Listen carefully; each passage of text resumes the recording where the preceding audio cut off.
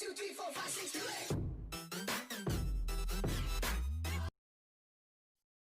morning, students. Welcome to my channel. Today we are going to start endurance in chapter training in sports. We have to learn about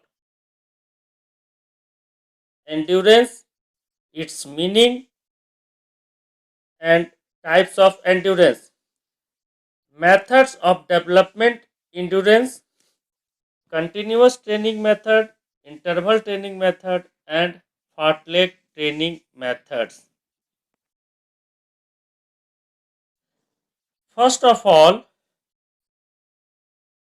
we are going to learn about meaning of endurance. The question is, what is endurance? Endurance is the ability to sustain or continue activity.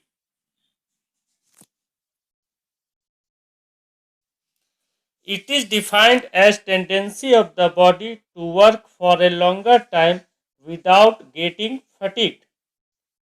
According to Harre, endurance is the ability to resist fatigue. तो ये था हमारा meaning of endurance. Now next topic is types of endurance. There are 4 types of endurance: speed endurance, short term endurance, anaerobic endurance or muscular endurance, middle term endurance, long term endurance और cardiovascular endurance. तो सबसे पहले हम लोग देखते हैं ये 4 प्रकार के जो एंड्योरेंस है. स्पीड एंड्योरेंस किसे कहेंगे? This ability is required for cyclic activities lasting up to 45 seconds. It is the combination of speed and endurance. यानी वैसे एक्टिविटीज जो 45 सेकेंड्स तक चलते हो, वैसे एक्टिविटीज में स्पीड एंड्योरेंस की आवश्यकता होती है. Example 400 metre run, 400 metre hurdle race. दूसरे प्रकार का एंड्योरेंस है short term endurance. Short term endurance को एनएरोबिक एंड्योरेंस भी कहते हैं या फिर मस्कुलर एंड्योरेंस भी कहा जाता है. This ability is needed for cyclic activities lasting from about 45 second to 2 minutes. वैसे एक्टिविटीज जो 45 सेकेंड से लेकर के 2 मिनट तक चलते हो, ऐसे एक्टिविटीज के लिए शॉर्ट टर्म एंड्योरेंस या मस्कुलर एंड्योरेंस की आवश्यकता होती है. For example 800 metre run. Third type of endurance is middle term endurance. This endurance ability is needed for cyclic activities lasting from about 2 minutes to 11 minutes. वैसे activities जो 2 minute से लेकर के 11 मिनट तक चलते हो, ऐसे एक्टिविटीज के लिए मिडिल टर्म एंड्योरेंस की आवश्यकता होती है. For example 1500 metre run. Fourth type of endurance is long term endurance. Long term endurance को हम लोग एरोबिक एंड्योरेंस भी कहते हैं या कार्डियोवास्कुलर एंड्योरेंस. क्या होता है cardiovascular endurance? This is helpful in slow paced activity that last for more than 11 minutes.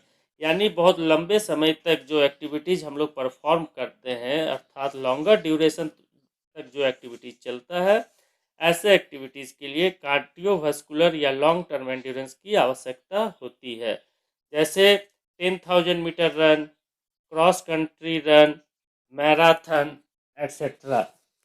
तो यहाँ पर स्टूडेंट ये था हम लोगों का टाइप्स ऑफ एंड्योरेंस, जहाँ की हम लोगों ने अलग अलग प्रकार के एक्टिविटीज़ में अलग अलग प्रकार के एंड्योरेंस की आवश्यकता होती है, जिसके बारे में हम लोगों ने अभी जाना.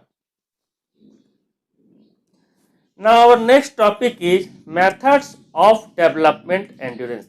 यानी हम एंड्योरेंस को डेवलप करना चाहते हैं, उसके लिए कौन से ट्रेनिंग दिए जाते हैं.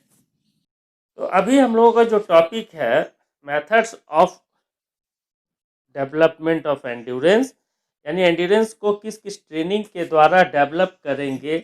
इसमें हमारा सबसे पहले है fartlek training method, interval training method और कंटिन्यूअस ट्रेनिंग मेथड्स। अभी हम लोग देखेंगे कि ये ट्रेनिंग किस प्रकार से दी जाती है और ये ट्रेनिंग होता क्या है। तो सबसे पहले हम लोग देखते हैं fartlek training method. This training method is invented by Gösta Holmer in 1937. Fartlek is a Swedish word which means speed play. Fartlek is a variation of variable pace running method. In this training, speed is not pre-planned. Athletes run with varying speed according to the terrain and the requirement. यानी कि fartlek training में speed पहले से decide नहीं होता है कि speed fast होगा, स्लो होगा, मीडियम होगा। एथलीट टेरेन के अनुसार अपने स्पीड में वेरिएशन रखते हुए रनिंग करता है। It is usually conducted over a hilly region, forest, river bed, ploughed land, muddy road etcetera. Athlete himself control his speed. Fartlek training generally जो नेचुरल टेरेन होते हैं उसके ऊपर हम लोग परफॉर्म करते हैं। ये हमारा हिली एरिया का सिनारियो है और हम लोग फार्टलेक ट्रेनिंग हिली एरिया में जब रन करते हैं तो यहाँ किसी भी प्रकार के स्पीड पहले से डिसाइड नहीं करके रख सकते हैं। यहाँ पर जो टेरेन है उसके अनुसार एथलीट हिमसेल्फ स्पीड को कम और ज़्यादा कर सकता है। मैंने पहले ही बताया कि fartlek training is generally conducted over hilly area, forest, river bed. ये हम देख रहे हैं कि ये जहाँ बालू ही बालू हो ऐसे जगहों पर भी फार्टलेक ट्रेनिंग दी जाती है। यहाँ पर एथलीट अपने सुविधा अनुसार अपने स्पीड को कंट्रोल करता है।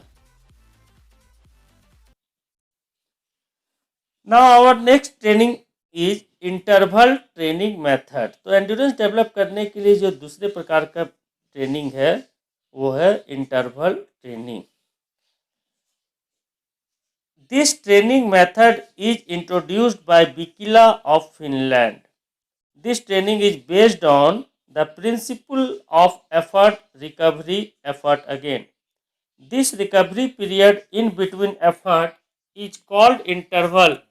That's why this training method is called interval training method.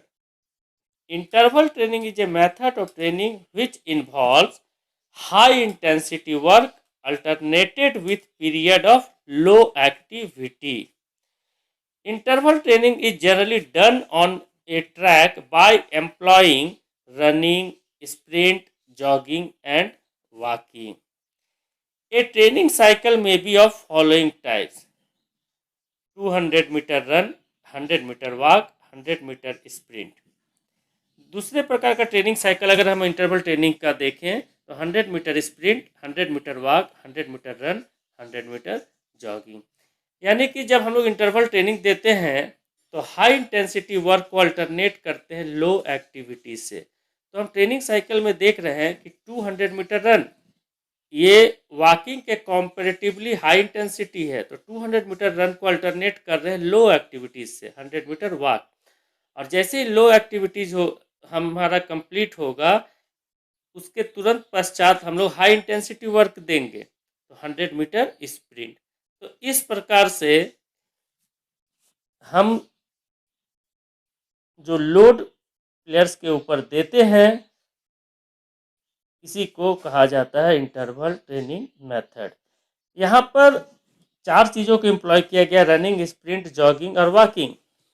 यहाँ पर effort recovery, effort again principle को हम अगर ध्यान पे रखते हैं तो हमारे हाई इंटेंसिटी वर्क या एफर्ट जो है वो रनिंग और स्प्रिंट, और जॉगिंग और वॉकिंग जो है ये हमारा रिकवरी है, यानी इनकम्प्लीट रिकवरी। एक्टिविटी कंटिन्यू होगा लेकिन रिकवरी इनकम्प्लीट होगा। तो यहाँ पर एक एफर्ट के बाद रिकवरी, फिर एफर्ट अगेन, फिर रिकवरी अगेन एफर्ट। तो इस प्रकार से जो ट्रेनिंग हम लोग देते हैं इसे ही कहा जाता है interval training method. Types of interval training. Interval training कितने प्रकार का होता है? There are two types of interval training, intensive interval training method and extensive interval training method. Intensive interval training method. In this method, athlete runs short distance or work at high speed. The rest is incomplete before next repetition. Intensive interval training में short distance running with high speed के साथ हम लोग running करते हैं। Extensive interval training method में workout medium pace से perform किया जाता है, डिस्टेंस लॉन्गर होता है, यानी ज़्यादा डिस्टेंस हम लोग मीडियम स्पीड से रनिंग करते हैं। Now our next training is continuous training method, यानी कि एंड्योरेंस डेवलप करने के लिए जो थर्ड टाइप ऑफ ट्रेनिंग है वो है continuous training. In this training method long duration of workout performed without any break और rest, athlete run in a steady pace. In this method of training, the duration may be long. Continuous training में हम लोग steady pace के साथ एक समान गति के साथ लॉन्ग ड्यूरेशन तक जब बिना किसी ब्रेक या रेस्ट के रनिंग करते हैं, इसे कंटिन्यूअस ट्रेनिंग कहा जाता है। Types of continuous training method. Continuous training के निम्नलिखित प्रकार है: slow continuous method, fast continuous method and variable pace method. Slow continuous method. In this method pace is set slow but the duration of workout of distance is long. Slow continuous में workout का distance ज़्यादा होता है, duration ज़्यादा होता है, लेकिन speed slow होती है। Fast continuous method. Fast continuous method में वर्क जो है फास्टर स्पीड के साथ परफॉर्म किया जाता है, for example 800 metre run. Variable pace method. This method is the combination of fast and slow pace continuous method, यानी कि वेरिएबल पेस मेथड में स्पीड फास्ट भी होगा और स्लो भी होगा, दोनों का कॉम्बिनेशन होगा, और इस प्रकार से जो रनिंग करते हैं उसे कहा जाता है variable pace method. Variable pace method almost all games and sports के लिए बेनिफिशियल होता है। Thanks student for watching my video. Hope you like this video and I think it is beneficial for your board examination. Meet you in next video for remaining topics of this chapter. Till then, goodbye.